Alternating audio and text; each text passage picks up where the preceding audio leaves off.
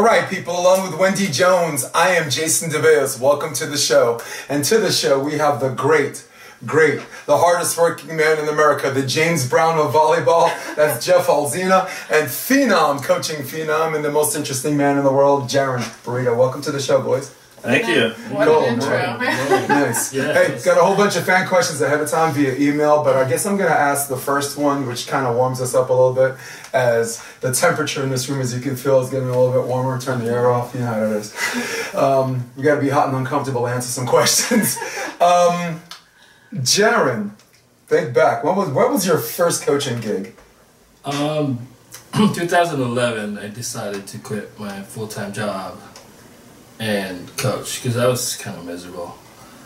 Like, I live on the beach. Like, I have a sweet little pad in Hermosa. I have a little yard, and I was not happy. Was it an indoor gig? It was an indoor gig. It was for beach cities, and then I coached in middle school after that. And I loved it. The kids were like my therapy. You know, it brought me back to volleyball. That's a good again. quote right there. Yeah. Everyone just goes, like, we've all had seasons like that. So I've always looked at it like we're all students of the sport, and you never stop learning. And they teach you more too, like about myself and about how to treat other people, because it's a lot of people. You got to deal with a lot of people in indoor. And it was good. It was a good decision for me. It took me to the next level. Do you find like when you first start coaching and you start showing some of these kids some of these stuff, and a lot of us, and I'll just cite as a pretext before I go any further, a lot of us, when we have these coaching gigs, we're also active players at the same time. There's a rare occasion where someone's like a coach from the beginning, and volleyball, I think the majority, we all agree, are former players, or still at the time current players.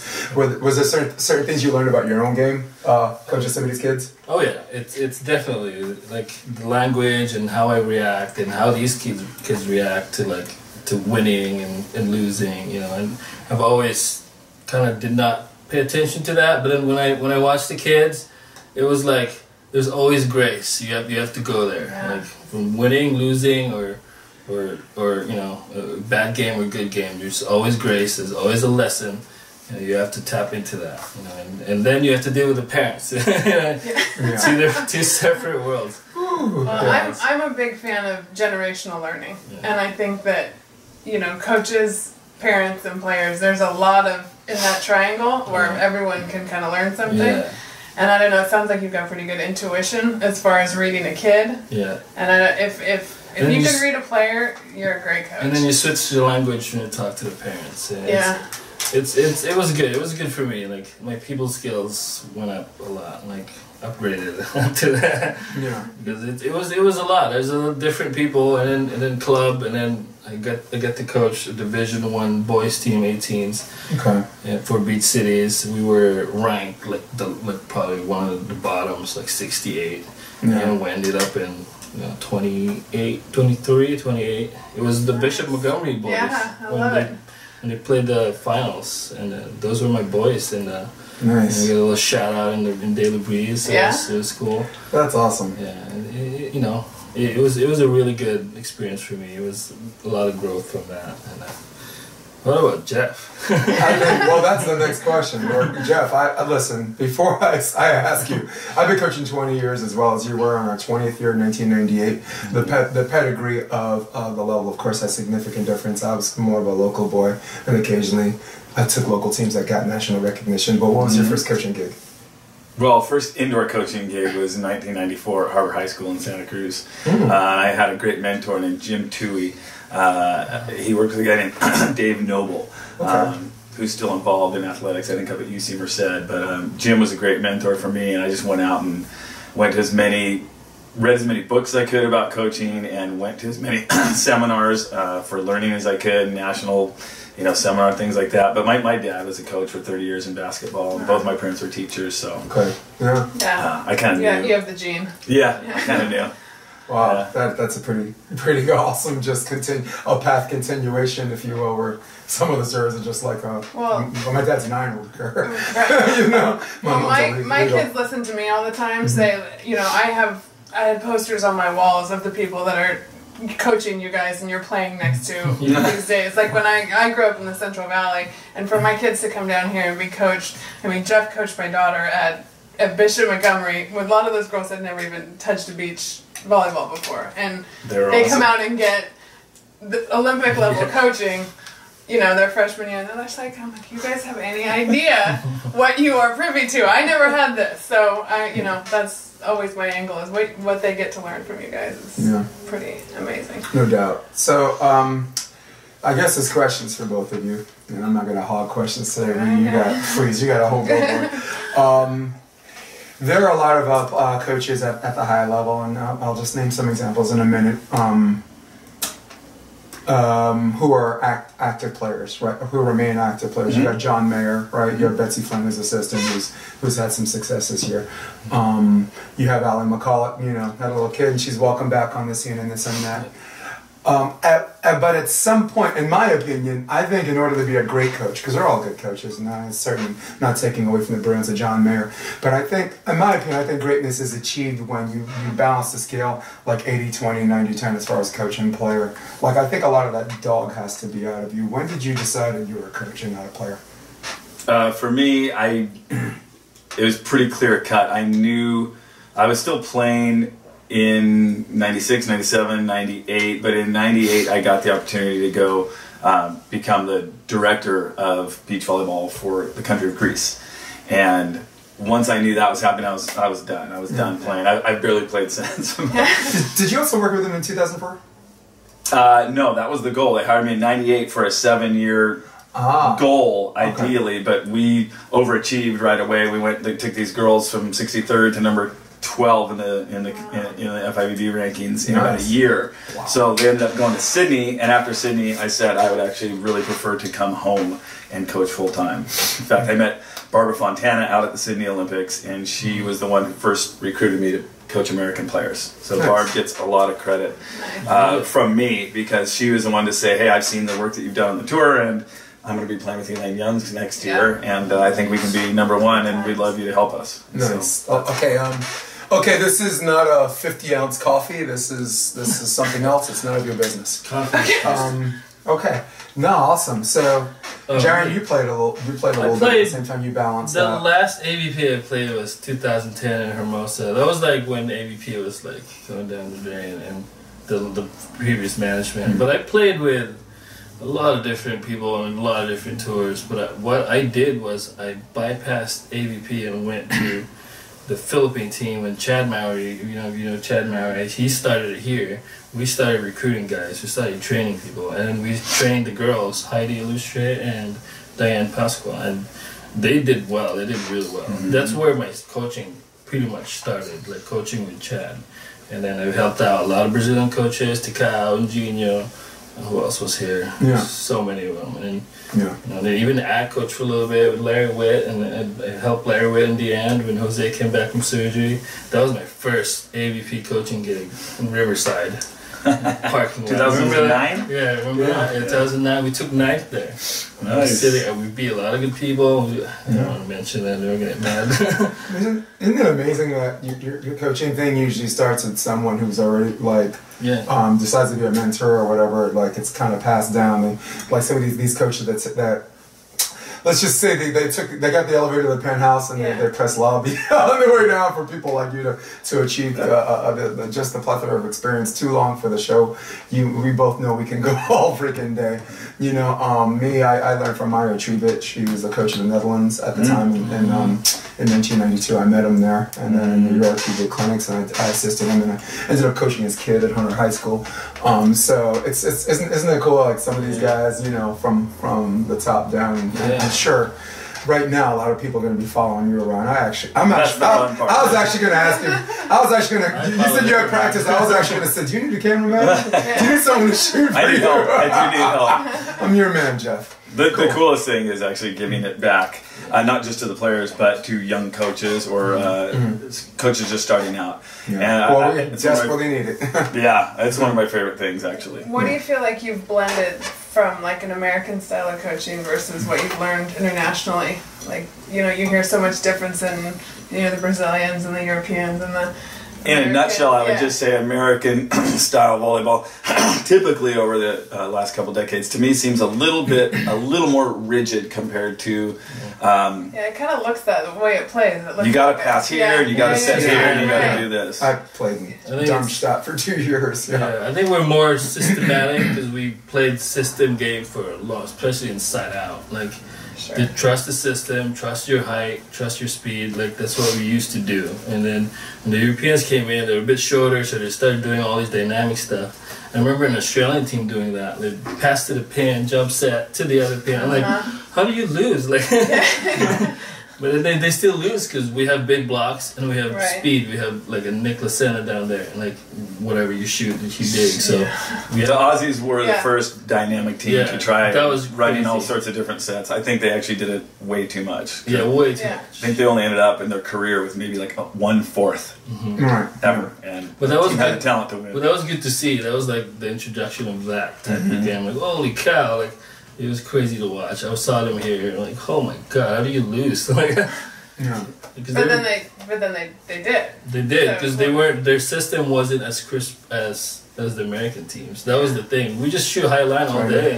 It is now. Tell you that it is now. Can you sit in the pocket and get high line? No, okay, all day. And that's what we did to beat these teams. And, Great artists create, great artists steal, man. And I got to tell you, a lot of these European teams and the Brazilians have taken a lot of the things that are reminiscent of, like I'm 48, so they're reminiscent of how, like I got into volleyball watching the 88 team. You know, instead of rolling, they actually step back, boom, and then their momentum goes this way instead of this, and then go just these great habits that I think that a lot of them. Not trying to dump on American coaches that I think a lot of us have lost a little bit that I'd like to see get back, and that's what I was alluding to with you guys, because I think you. But we've got to be better. Yeah, I think we've got to be better. Absolutely. If you look at the FIVB awards, I was just taking a peek this morning. Most of the gals side, you know, you got Duda who's 20, and the Canadians who are 24, 25, 26, the Australians who are 24, 25. They're winning the awards on the tour, and obviously we know the Norwegian young men who are 21 and 22. I mean, we've got to do something a lot more aggressive, dynamic, or because Jeff, it's not like we don't have the clientele. It's not like we don't have the generation of players coming up. On the women's side, we do. On the men's, we need to find a way to get some more of the big guys out there. Okay. Yeah, there's not a lot of height coming up, is there? No, not much. It's just few and far between. It's not called King of the Beach anymore. I was talking to Eric when the kids were playing down there, and these are the best of the rising players, and there's nobody that's 6'8", you know. No, we've got a lot of really good ball control players. Yeah, I think they're all playing indoor right now because I remember. I remember a couple of years ago, HP, there were some tall kids that were playing when they were younger. But then when they went to college, they stopped playing. Well, because without the L. Yeah, there's nowhere to go. I only played professionally for 2 years. I made more money in 2 years. Well, I have a kid that he had the bug this summer, and they're going back to indoor, and he's like, I want to leave the beach. Like, it's been, there's nothing to go for yet. So hopefully college beach men's would... happen. You guys notice that transition where people are making that LeBron James decision? When we grew up, we were splitting time, or we were just exclusively indoor. Work with me on this one. Around what time period where you see some of these girls, and I'm with Endless Summer, and I've seen it, but I think I'm a little late in the house seeing this. Like, what time? Was it like 5 years ago where girls are like, I don't want to do indoor anymore, I just want to do beach. As soon as beach scholarships became available. That's what, I mean, that's the because once you have the top 5'9" daughter, I'm like, kid, this is coming. Once the indoor girls started, the outside hitters became over 6 foot, and the middle became over 6'4". You had tens of thousands of great female athletes who were 5'10", who said, I can do it all.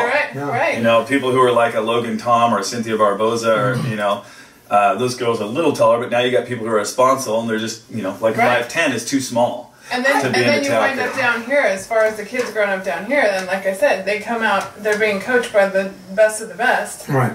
and the rest of the country doesn't have access. Yeah. But once the scholarship's there, then Yeah. all of the club stuff fell in place. You know, Yeah. unless The someone was one of the first. In fact, the club sizes got bigger because of that.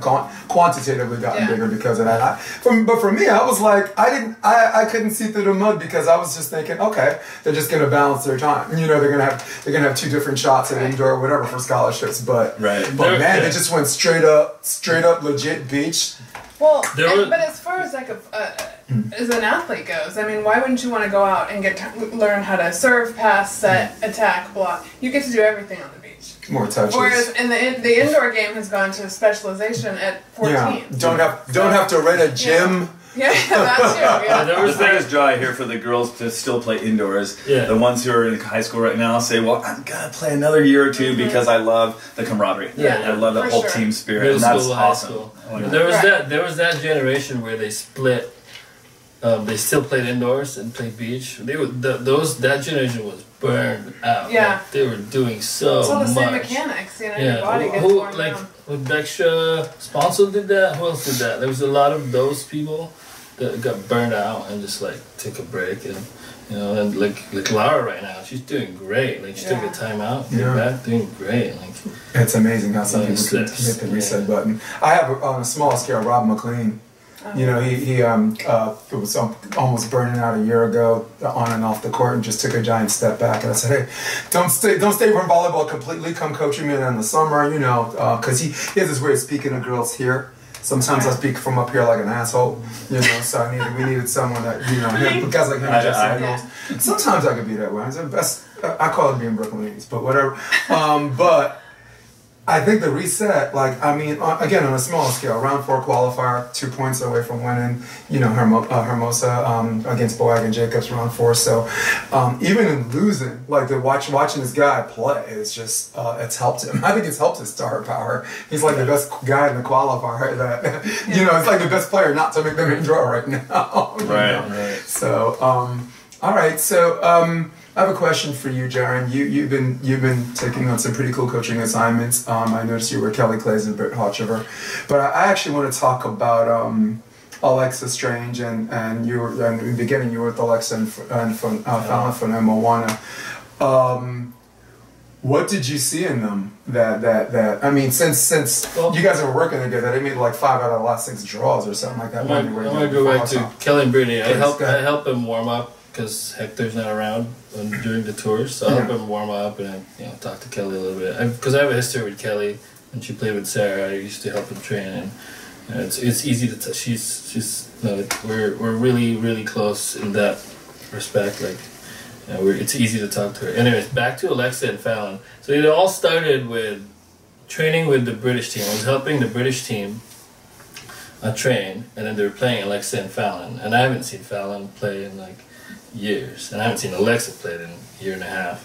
And I've known Fallon since she was 12, and known Alexa since she was 15. And then it was, they were getting coaching, the British team, and then there was no coaching on their side. So like, all right, I'm gonna coach you guys. Coach them. They're starting to like play better against the British team. And then Fallon started that conversation. Jaren, you're gonna be our coach.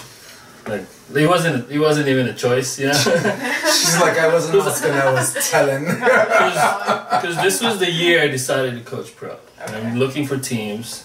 I'm doing pro bono here, pro bono there, and then that happened. Like, all right, this is it. This is the one. And then we started training, and one AVP next after another, and we started beating everybody. They did great. Yeah. And then I left for the Philippines and for 2 weeks, and they lost. See what happens. Oh, look at that. And I came back, and there was one tournament where Alexa was sick, and we lost in the semis to the U19 girls actually. And I'm like, no, we're fine. You're sick. And we went to Hermosa, and she was sick again. But I was there, like from the beginning to the end, so I kind of managed her a little bit. Go to sleep, eat your lunch, boom, boom, boom. 2-day tournament, right? Yeah. And she was sick, and we managed to win Hermosa. So like, all right, and then the relationship got better and better. Like, it was not a hard decision for me to make because I know what I can do. I was just been in the back burner for a while. I've been doing a lot of different stuff, like setting up events and. Yeah, you had to hit a huge reset button. Yeah, I had a giant reset button. We don't need to talk about all that. We ain't doing that. Yeah.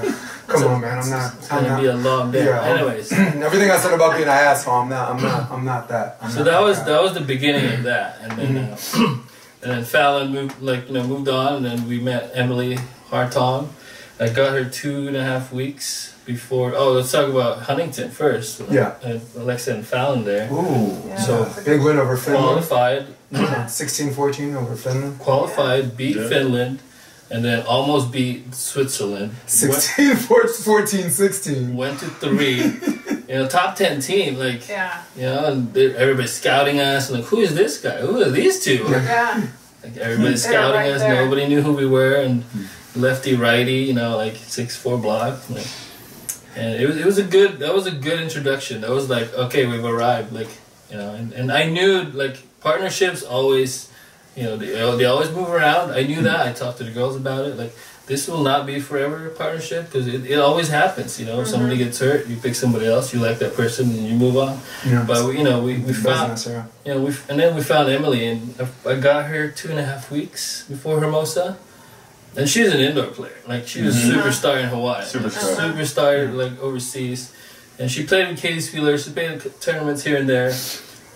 But to come into Hermosa and qualify and make it to Saturday, their first AVP event ever, it was she doesn't know the agony of playing the grind.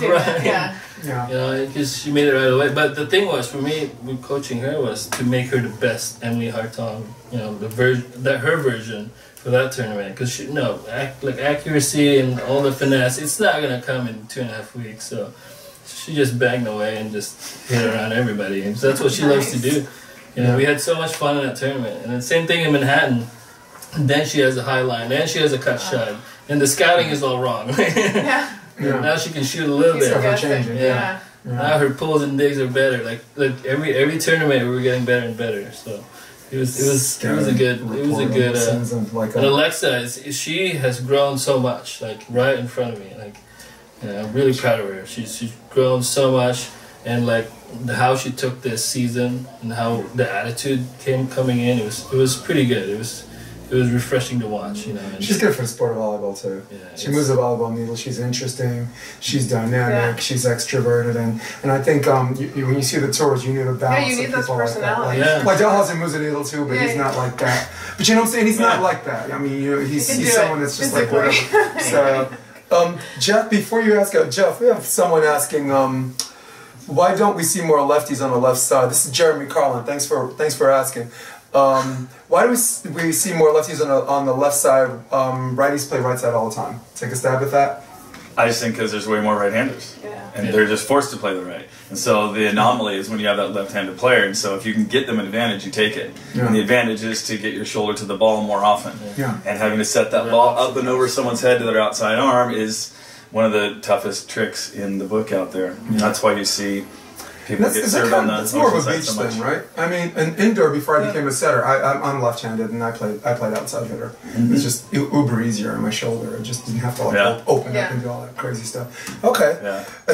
Since he's asking, Kay Spear and Billy Allen to win 2 AVPs in 2019 change my mind. Only if Jeremy wants to leave Reed. They're on fire right now. They've got a really good genie in a bottle right now. So you can pick match of the year, a top 10 match of the year, and they'll be in 5 of them.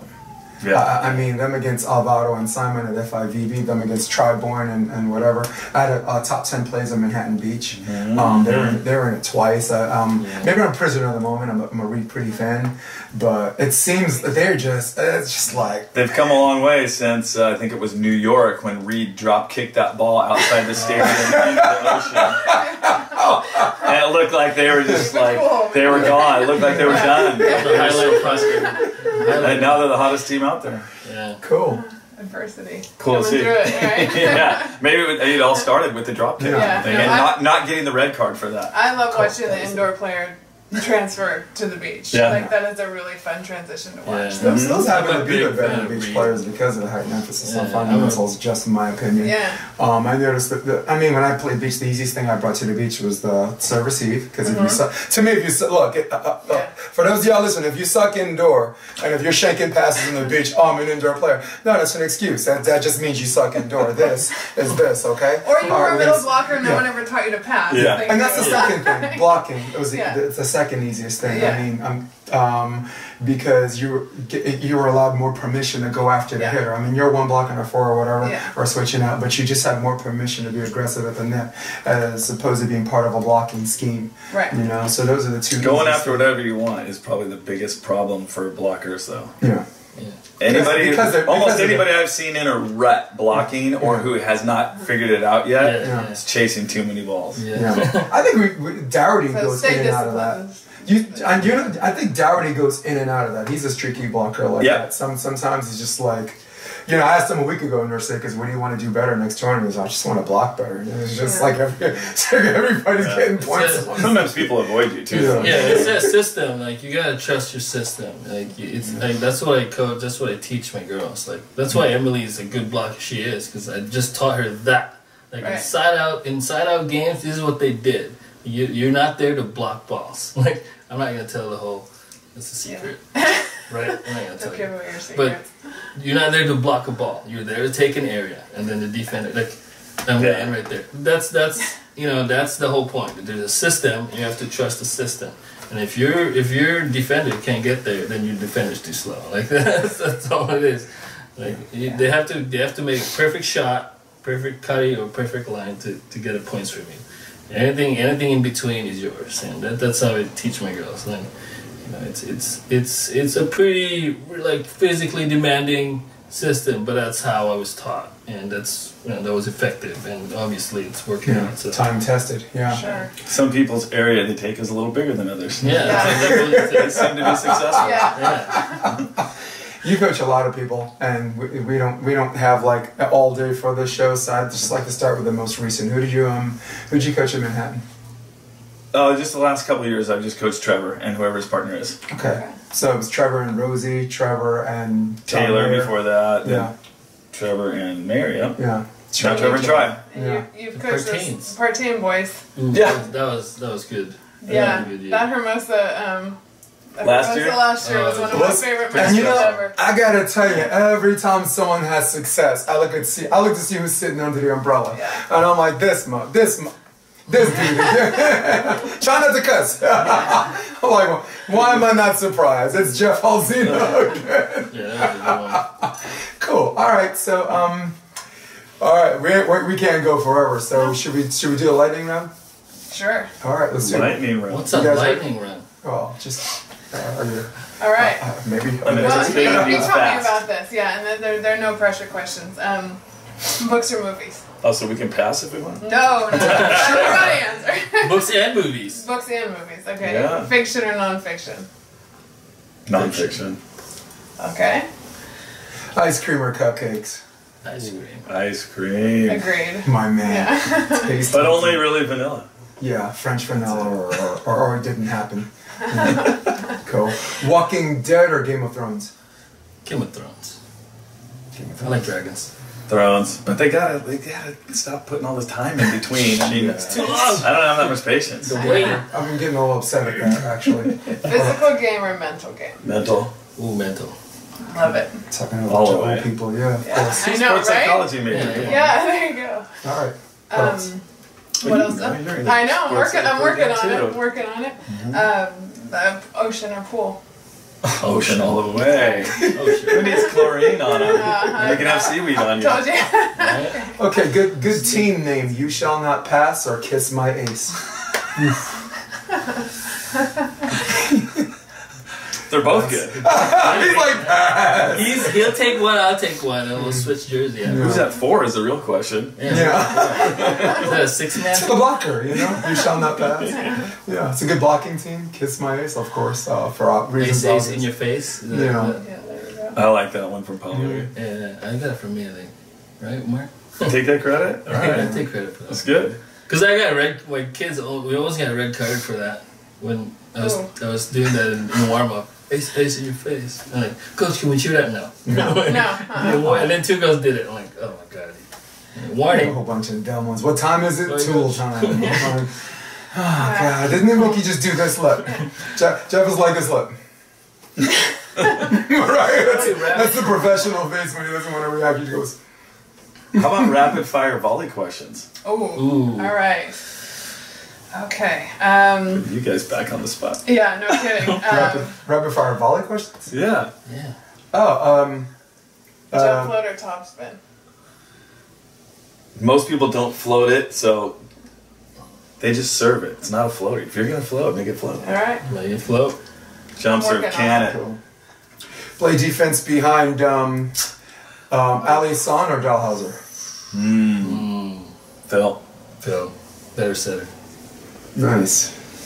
God, you're challenging me on the volleyball. I learned so much from my kids. My thing right now is that, like, I'm learning so much about the game, and to learn it and not be able to do it, like, I want to coach it now because I see it, but I can't do it. So, yes.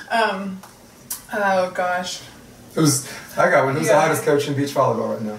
Hottest coach? Hot? Like on fire. Just whoever's coaching the Norwegians. Yeah. Yeah. I don't like that. I still like Flugen Wagner. Yeah. Yeah. Germany guy, one gold medal per gender. Volkenhorst Ludwig and then Ruckerman and Ruckerman was always. Yeah. It's like everywhere you go, it's the guy with the white mustache. I met him at the FIVB. He doesn't speak English. I'm German. I was in Germany, but I wasn't even gonna try. Okay, your turn. Well, I always go back to game of life. What's the biggest thing that you've learned coaching volleyball that you would impart to a player about, like, what teaches you the most about life? Like, what do you take from the game that, makes your life good? I think being a coach or a teacher, there's some old adage, right, that with great responsibility comes great. What is it? With great talent comes great. Well, yes. To whom much is expected. I just think coaches have to remember that. To whom is given, much is expected. Yes. Yeah. Yes. For me, it's like the core of beach volleyball is like, because you can't get subbed out. Like, there's no substitution draft. Like, no, you figure it out. You do it in there, in the court, and that's me. Like one step backward.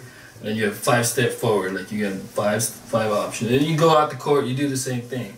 Like what am I gonna do if I'm behind on bills? I have this, I have that, this and that. Like it's that strategic mentality that from the court and then outside the court. Maybe almost the ability to slow it down. Maybe almost the ability to slow it down, and anticipate, and then still trust. Like don't overreact to all that stuff. It all go. It's like it's almost martial arts. It's I always tell my kids that I'm like I talk about readjusting your matrix. You got to explain it to them. It's like you're at a point where everything's moving 3/4 speed, and you're moving normal speed or whatever. When I watch The Greatest, and if we don't practice fast, you're gonna be in the game. Right. And someone's gonna hit a ball, and like in your 3/4 speed world, something's gonna go whoosh, and you're gonna be like. But at the same time, like when I watch it, I see like the best look like a chess game.